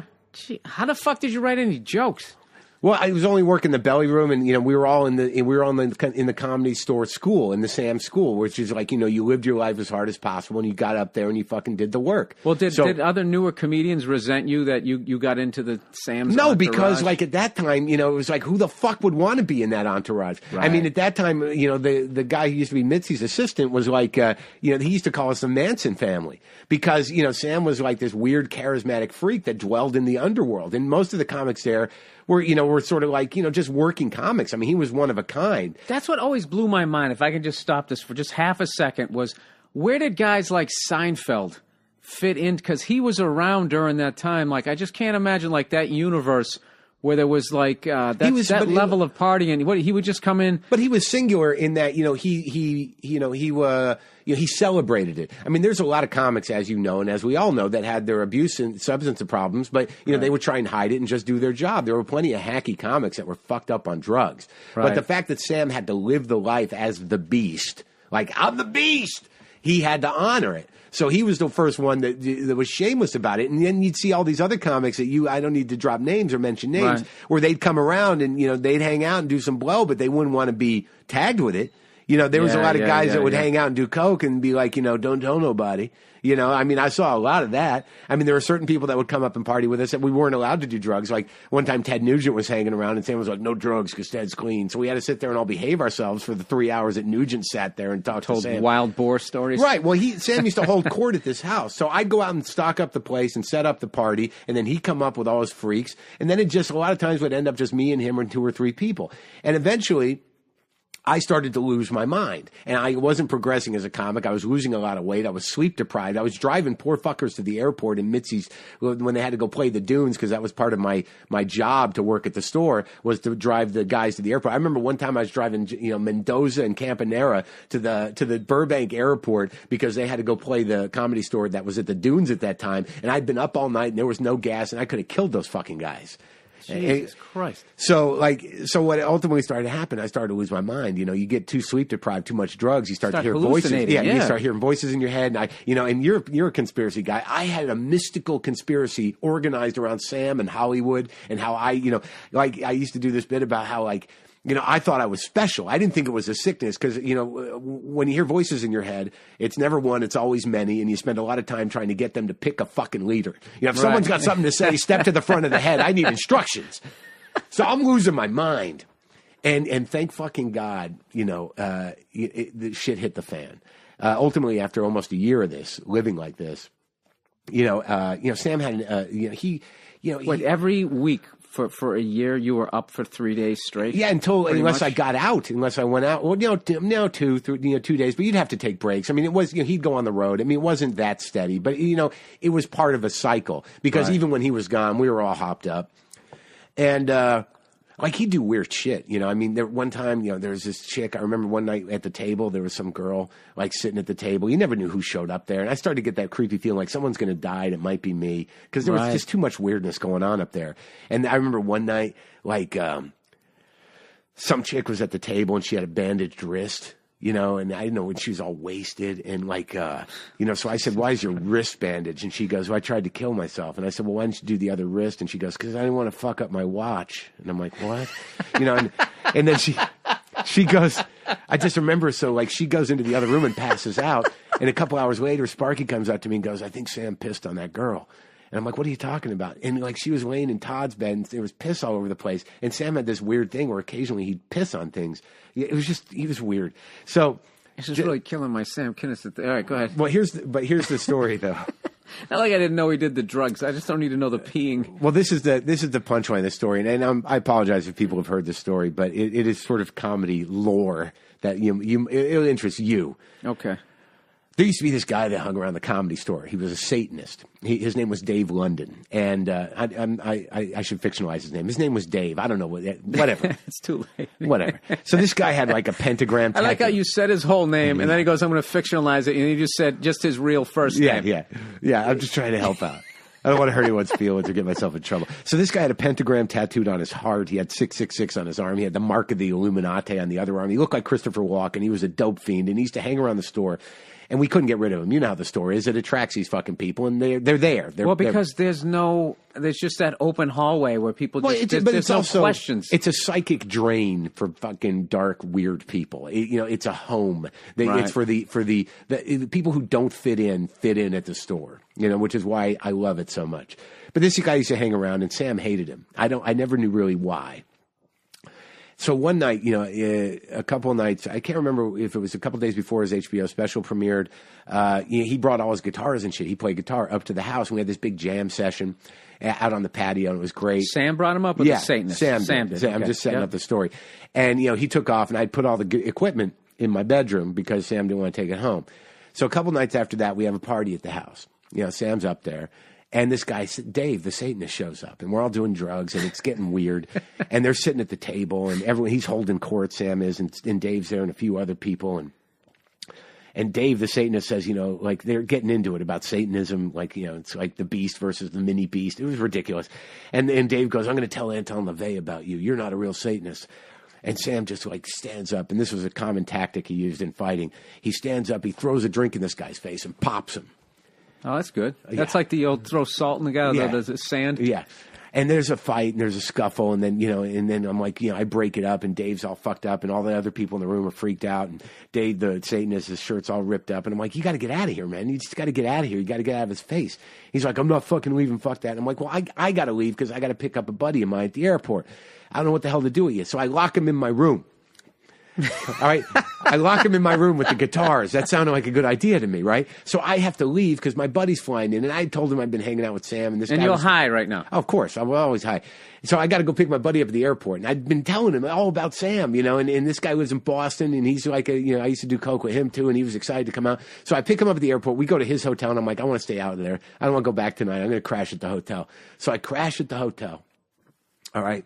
And then we drive back to the house, me and my buddy, in the morning, all right? Oh, God. And we walk in, and it's like, I walk into my room, and it's been, the door had been kicked in, the bed's all fucked up, all the equipment's gone. I'm like, oh, fuck, what happened? Now I walk into the living room, and there's Sam sitting with 2 or 3 other people, a weird mix of people. And they've been at it all night, and I walk in, and I'm with my friend, and I'm like, this is my buddy Bill.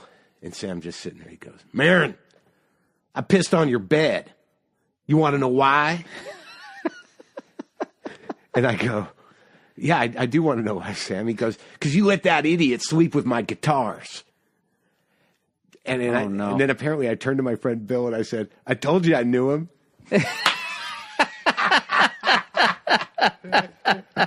And that was the last time I ever slept in that bed. And then that was... Did the guy fuck up his guitars and everything like that? No, he didn't do anything. Sam just had his fucking freak out. His manic, psychotic, cocaine freak out. I don't know what the hell transpired. But I never... I knew him. I never slept in that bed again. And a couple days later, I snapped at the store and lost my shit. And I packed up everything. I went up to the coke dealer, who was not the hairdresser. At this point, it was this Palestinian dude who was kind of scary. I said, I don't get it, man. I'm kicked out of the group, man. What the fuck am I going to do? And the coke dealer said, you got to get out of here, man. You got to start your own thing. And when the drug dealer's telling you to leave, you got to leave. Yeah. So I pack up my car. I gave away everything. You need to go find Jesus, son. Pack up my car, and I think I'm hearing voices, and I leave. I call my brother in Tucson. I said, I'm fucked up. I'm coming to stay with you for a few days till I get straight, and then I got to go clean up. And Jesus Christ, you sound like Slash. Yeah. Well, so it's fucking unbelievable. I was 21 years old, dude. I was 21 years old. All right, can I just pause for 1 second? Now, all you guys who listen to this podcast a lot, and I talk about my early days of stand-up. I swear to God, Mark, when I started stand-up in Boston, Massachusetts. I started there, too. Well, the amount of headliners, I would say like 65% of the headliners that I worked with in my first 3 years, their opening line to their set was, so I've been sober for 6 months. Yeah. Everybody was in fucking AA. Everybody had cleaned up. And half of those guys were what's your gum, dude, on the mic there? The half of those guys were like, what like their wages were getting garnished by the IRS because they were making like $4,000. I know those guys like Sweeney and Yeah, I don't want to name names here. Oh. That's one of the things on the podcast. We don't name names. I forgot to tell you that shit. So they basically, like these guys had fucking, they'd been making $4,000 cash every fucking weekend for 10 years and didn't pay a dime in taxes. Right. And then all of them basically couldn't leave Massachusetts unless they got a written note from the IRS. Yeah. Or some shit. So by the time I came in, the rebellious thing to do was to go on stage sober. I shouldn't even say rebellious. It was the norm. So when I came in, and the guys I started out with, and I'll mention names here just because I'm not saying anything bad, but I started off with Dane and Patrice, and like those guys just didn't drink. And I came from like me and my friends, we were a bunch of booze bags. Yeah. And when I came in, they didn't drink, and I saw how fucked up these guys were, who messed up. Yeah, and some of them had some regret. Not all of them, but some of them. Sure. I should have done that shit. So I immediately equated with, getting fucked up is stupid.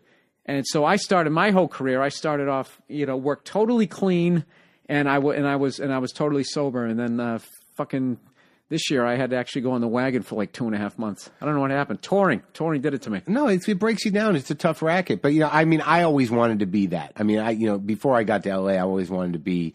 All my heroes were fucked up.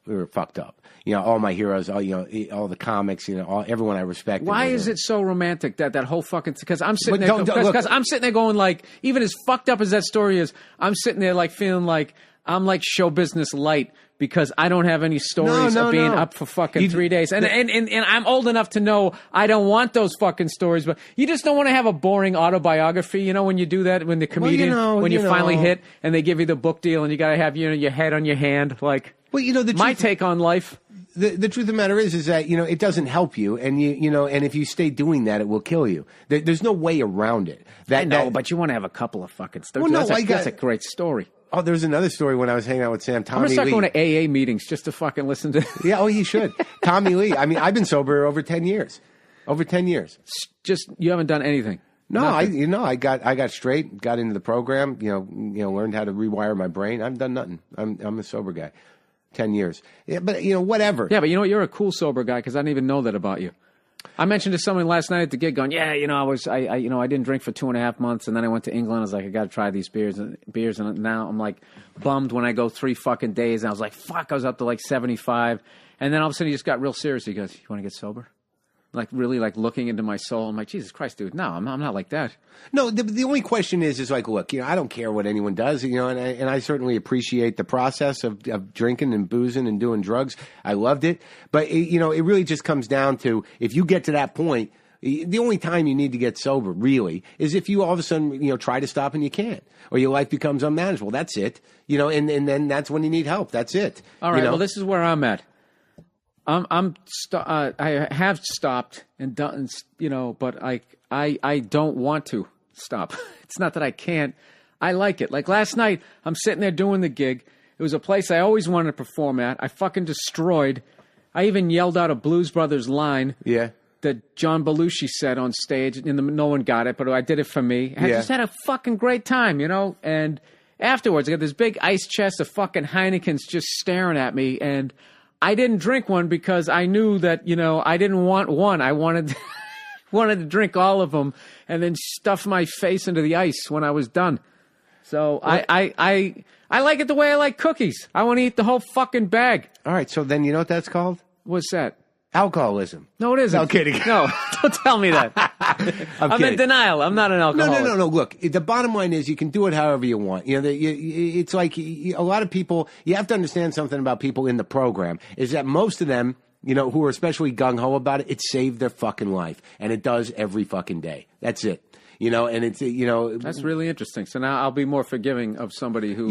they're like fanatics of any kind, but they're not trying to push Jesus on you. I mean, part of the program is, really, it's based on helping other alcoholics. So they actually, when they do that, it's in a way, in terms of the way the program works, it's helping them. See, it teaches pathologically self-centered people who can't control themselves to behave like regular people by helping other people in a very specific way. So, that's it. I mean, it's not usually it's not a hard line thing, and no one's ever going to come up to you like an intervention. You know why I've actually really, though, monitored my drinking is because I'm so fucking vain. I like how my face looks a lot better. When you drink? When I don't. Oh, because I don't, because I lose that. Yeah, sure. Well, no, however you want. And then, the thing is like, if it's not destroying your life, so be it. And if you want to go up and down and quit here and there, and if it's not destroying your life, that's it. Yeah, like after I go do this, my Easter dinner is going to be, I'm going to go to somebody's house and we're going to watch the Red Sox Yankees. It's great. Now, how the fuck? But no one's telling you not to. The thing is it really comes down to, in light of what you're talking about, if you've tried to stop with all your heart over and over again because you want to stop drinking, but you can't, right? Then it's something to be addressed. If you want to take a break, but you like to drink, but it's not ruining your life, and you're just a weird kind of control-y guy in your mind, and you're like, fuck, I had 2 months, but if it's not a plague, fuck it. This is what's killing me. I had a buddy of mine. He quit for a minute. And I swear to God, like, he's one of these guys who quit. I'm like, dude, what the fuck are you quitting for? You don't have a problem, okay? This guy quit for like maybe 17 days, and I think he lost about 30 pounds. And I was like, Jesus Christ. Oh, yeah. You were fucking boozing. And he looked great. Yeah. You know what he looked like? He looked like an Oscar. But he was just the exact. I can't wait to hit him with that one. If you knew this guy. Yeah. He looked literally like his body, the silhouette of an Oscar. And then one day called me up and said, I started drinking. And I realized I didn't have a problem. I just was drinking too much and blah, blah. So now he's back on to drinking. Okay, I saw him again. And, dude, he looked like fucking hell. He looked like he got run over by a bus, man. Terrible. Tricky business. It's a tricky shit, man. Yeah, like he just looked... you know what he looked like when he stopped drinking for 3 weeks? You know those fucking shows where they do a makeover? Yeah. We're going to give you a new hip haircut. We're going to give you a shiny shirt. And all of a sudden you come walking Comes right in. Off, yeah. Yeah, and all of a sudden the women start paying. That's what he looked like. He came down to the club, and my girlfriend was like, Jesus, look at you. Wow. Yeah. And this is the thing about him. He didn't even go to the fucking gym.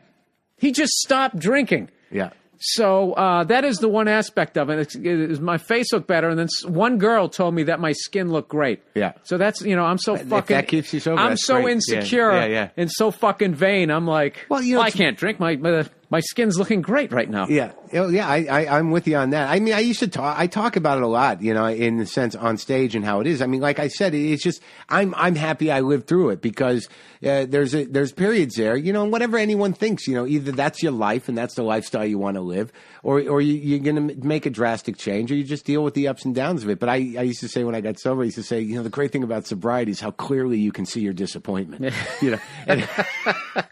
The thing I was joking about is how fucking long a year is when you're sober. Uh-huh. It's like, I remember every second of this year, other than when I was sleeping, it's like, it was like February. It's like, I can't believe it's not May yet. It's just fucking insane. I like that, though. I as I get older, I'd much rather time just drip by than rush by. I know, it's brutal. I don't even know what happened this last fucking decade. Well, I think we're getting close. What are we up to there on your computer? How many minutes? I don't know. We have no idea? No. It's 3:20. What time did we start? About 2:15? Yeah. We might be a little bit over an hour. You want to do it?